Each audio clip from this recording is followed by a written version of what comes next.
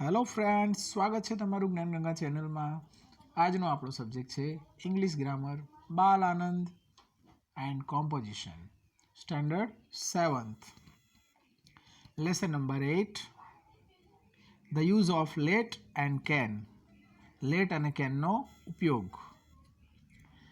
તો લેટ એ સહાયક ક્રિયાપદ છે જે પહેલા પુરુષ મી અને અસ સાથે અને ત્રીજા પુરુષ હિમ, હર અને ધેમ સાથે સૂચના, દરખાસ્ત, આદેશ, ધારણા, પરવાનગી કે આહવાનનો નિર્દેશ કરે છે. એક્ઝામ્પલ તરીકે, let me do this work. મને આ કામ કરવા દો. Let us go there. ચાલો આપણે ત્યાં જઈએ. Let him play game. તેને ગેમ રમવા દો.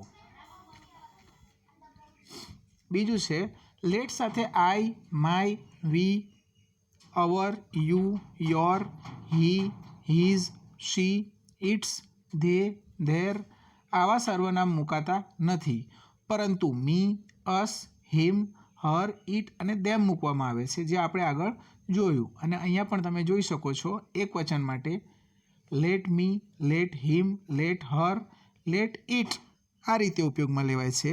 જ્યારે બહુવચન હોય તો લેટ અસ, લેટ ધેમ થાય છે. અહીંયા લેટ મી એ આઈનું મી છે, લેટ હિમ હીનું હિમ છે, શીનું હર છે, ઇટનું ઇટ જ છે, વીનું અસ આપેલું છે અને ધેનું ધેમ કરેલું છે. તો કેન માટે કેન એટલે શકવું, અમુક ક્રિયા કરવા શક્તિમાન હોવું, શક્યતા હોવી. આ કેન પણ એક સહાયક ક્રિયાપદ છે. કોઈપણ કરતા પછી સહાયક ક્રિયાપદ કેન અને ક્રિયાપદનું મૂળ રૂપ મૂકવાનું હોય છે. તો આપણે એક્ઝામ્પલ જોઈએ. Aman can climb on the tree. હવે અમન એ કર્તા છે એટલે કે સબ્જેક્ટ છે, એના પછી કેન અને ક્રિયાપદનું મૂળ રૂપ ક્લાઇમ્બ આપવામાં આવેલું છે. અહીંયા આપણે એક એક્સરસાઇઝ જોઈએ. Fill in the blanks with the correct word from those given in the bracket. પહેલું છે લેટ ડેશ વોચ ટીવી. તો લેટ અસ કે લેટ વી? તો વી તો આવે નહીં, એટલે લેટ અસ વોચ ટીવી. ચાલો આપણે ટીવી જોઈએ. બીજો પ્રશ્ન છે લેટ ડેશ સ્લીપ. બ્રેકેટમાં શી અને હર આપ્યું છે, તો શી એ નહીં આવે, હર આવશે. આપણે આગળ ચર્ચા કરી તે મુજબ. Let her sleep. તેણીને સુવા દો. ત્રીજો પ્રશ્ન છે let dash be there. Let it's કે લેટ ઇટ? તો ઇટ્સ ના આવે, ઇટ આવે. Let it be there. તેને ત્યાં રહેવા દો. ચોથો પ્રશ્ન છે let dash go on picnic. તો લેટ ધેમ કે લેટ ધે? તો let them go on picnic. તે લોકોને પિકનિક પર જવા દો. Let dash do my homework. Let me કે લેટ માય? તો let me do my homework. મને મારું હોમવર્ક કરવા દો. આગળનું પહેલું પેજ જે આપણે જોયું તે તમે જો તૈયાર કરી લો તો બધા જ ખાલી જગ્યા તમને આવડે. Let dash enjoy the movie. તો લેટ હિમ કે લેટ હીઝ?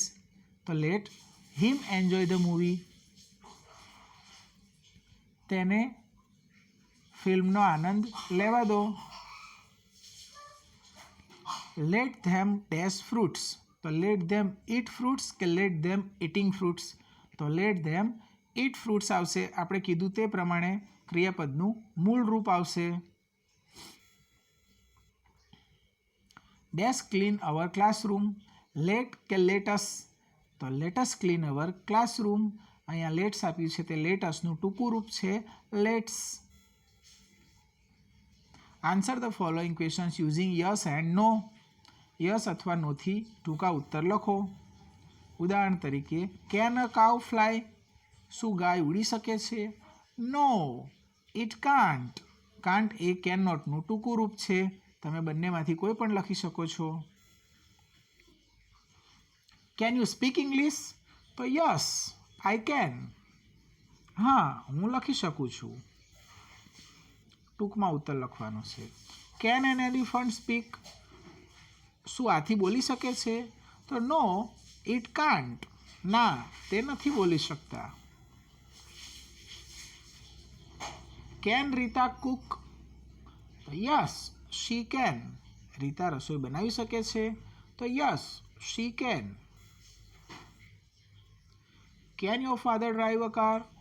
તો નો હી કાન્ટ. ના, તે નથી ડ્રાઈવ કરી શકતા. અને જો તમે એ ડ્રાઈવ કરી શકતા હોય તો યસ હી કેન. બંનેમાંથી કોઈ પણ જવાબ તમે લખી શકો છો.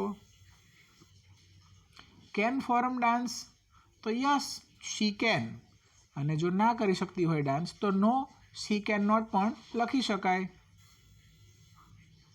હવે જોઈએ make the following sentences negative using the words given in the bracket for the underline words. Nisha can run fast. બ્રેકેટમાં નીતા આપ્યું છે તો નિશાની જગ્યાએ નીતા વાપરવાનું અને નકાર બનાવવાનું. તો Nita can not run fast અથવા તો નીતા કાન્ટ રન ફાસ્ટ. હવે જોઈએ વિનય કેન સ્પીક ગુજરાતી.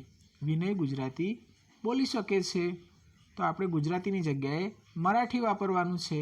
તો વિનય can not speak Marathi.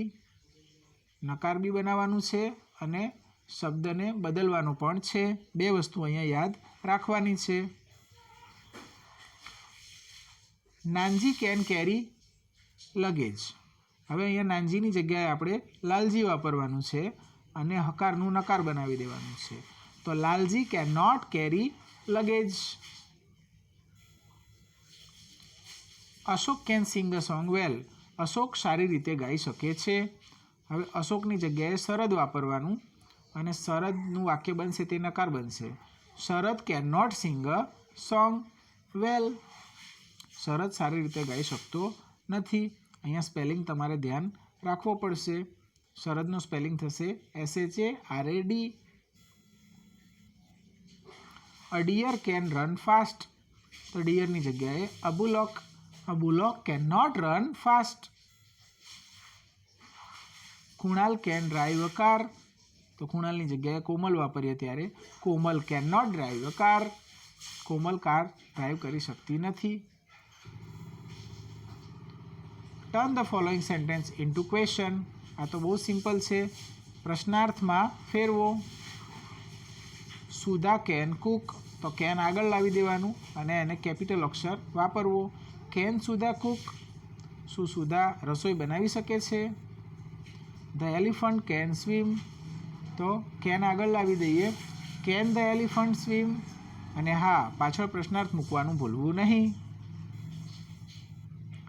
Harsh can speak English વેલ. તો કેન હર્ષ સ્પીક ઇંગ્લિશ વેલ.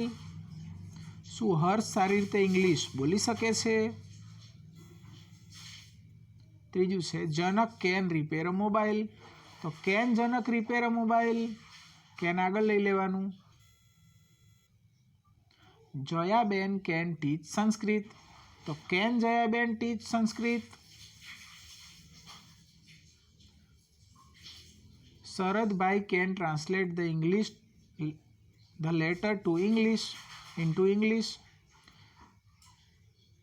શરદભાઈ પત્રને ઇંગ્લિશમાં ટ્રાન્સલેટ કરી શકે છે. તો can Sharadbhai translate the letter into English. શું શરદભાઈ પત્રને ઇંગ્લિશમાં ટ્રાન્સલેટ એટલે કે રૂપાંતર કરી શકે છે? Thank you friends. જો વિડીયો પસંદ આવ્યો હોય, માહિતી ઉપયોગી લાગી હોય તો ચેનલને જરૂરથી સબસ્ક્રાઈબ કરી લેજો, જેથી કરીને ઇંગ્લિશના નવા વિડીયોઝના નોટિફિકેશન તમને મળતા રહે. મળીશું નવા વિડીયો સાથે.